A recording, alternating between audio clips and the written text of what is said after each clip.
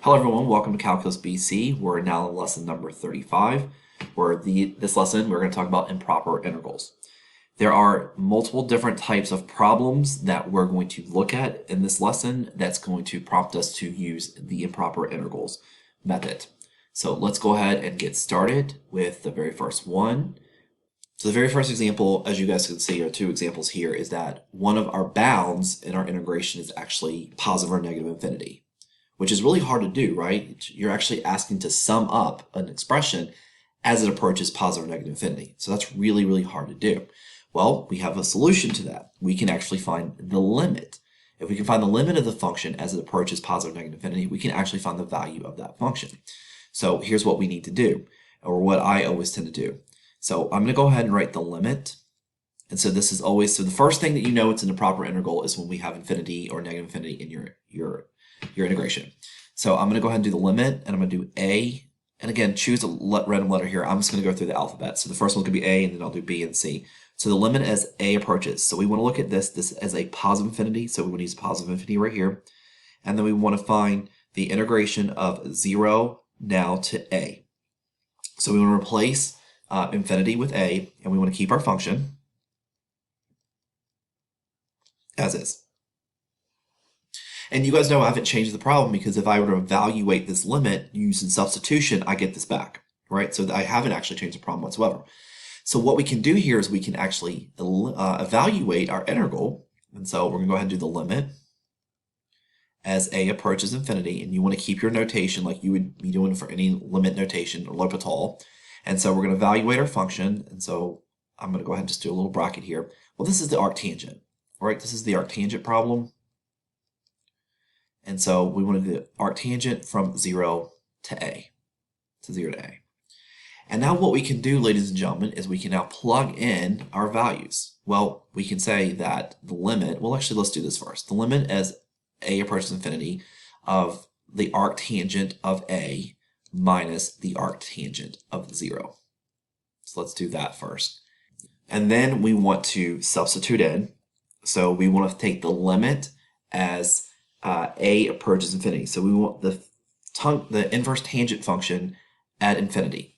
So what we're going to do really quickly is look at because we're taking the limit of this, so we want to look at the actual graph of the arctangent, which looks something like this. And remember that it's always bound between negative pi over 2 and pi over 2. So this is what's really important about this, is that we're taking the limit. We're taking the limit. So as a approaches infinity, as this graph goes into infinity, what is the y value doing? What is this tangent function, inverse tangent function doing? It's actually approaching pi over 2. So this first part right here is going to be pi over 2. And then minus, well, what's happening was x as tangent approaches 0. Well, you guys can think about it two ways. You can visually see the graph, right? From the left and to the right, it's going to end up being 0. Or you realize that tangent of 0 is equal to 0. So I know for a fact that this answer then will be pi over 2. So this limit is going to, or this integral is going to be pi over 2. So let's do another example with the same kind of concept right here. So for this one, we're going to look at the fact that we're approaching from negative infinity to negative 1.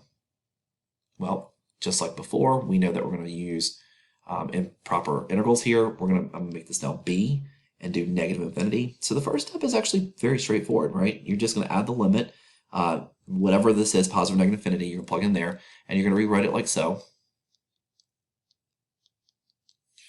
And so now we have some constant b, negative 1. And then ultimately what we're doing, guys, is that when we do evaluate these limits, or these integrals, we're just going to see what's happening at the end behavior of them, what's going on with them. So let's look at this. We're going to use u sub here. So I'm going to use u is equal to negative x squared, because remember, we want to integrate e. So whenever we want to integrate e, our end products to get e to the x or e to the u, right? We want that. So u is going to be equal to negative x squared. du is going to be equal to negative 2x dx. So I'm going to have to pull out a negative 1/2. But I'm left with x dx. So that's actually good, because we have the x and we have the dx here. And that's why the x is actually there for us in this particular problem. So I'm going to go ahead and pull out the negative 1/2. And I can pull that out of the limit very easily. So I'm going to go ahead and just have the -1/2 on the outside. I'm not going to forget about it, but I'm going to have it on the outside. And so what we're going to end up with is the integration of, now I'm going to just for right now leave these alone for one moment because I'm going to change this up in 1 second. But I want you guys to see that we really just have the integration of e to the u du, right? We just have the integration of e to the u du. I can absolutely change my bounds, but that's going to get really confusing here. So I'm just going to know that the integration of e to the u du is simply equal to e to the u, right? So really just back to e to the x. So I'm going to skip this step, and I'm just going to go ahead and integrate here. So it's going to be integrated as e to the u, which is going to be e to the negative x squared, and I'm going to evaluate that from b to -1. Okay, so I just integrated and then plug back in for x, so I don't have to change my bounds whatsoever. And I'm going to keep on going with this one. I've got -1/2. I'm going to keep the limit one more time. I'm going to rewrite everything to show you guys every single step. So b to the -infinity. I'm left with 1 over e to the x squared. Again, evaluate it from b to -1. Again, I like to put little brackets in for this. So let's actually evaluate this. Let's actually solve it and see what our solution is for this. So I'm going to do -1/2. And when I evaluate this, so I'm going to plug in -1 first. So if I plug in -1, well, -1 squared is going to be 1. So I'm going to be left with 1 over e. Minus, now 1 over e to the -infinity. Right? Well, -infinity squared. So -infinity squared is actually going to be positive infinity. So I'm going to go ahead and look at this. So 1 over e to the positive infinity. Well, 1 over infinity, and we talked about this L'Hopital, 1 over infinity, because this ends up being infinity, right? E to the infinity is still infinity. It's a huge number. It's always just going to be equal to 0. So then my final answer for this problem is going to simply be -1 over 2e. 1 over 2e. All right, so that is how you start out, and this is where I'm going to leave this video. Just simple, straightforward problems right now for improper integrals. There are going to be times where this function diverges, and we're going to do an example of that next time. So what happens if we plug in, let's say we evaluate an integral and we get x plus 3x squared, and we try to plug infinity here. That thing's going to diverge because we don't have an actual value for it. So we're going to talk about that in the next video. I want to show you guys 2 examples where we do find values for them. So here we go. But remember, anytime that you see an infinity in an integral, you know you're most likely going to use this method. All right. So I'll see you guys in the next video.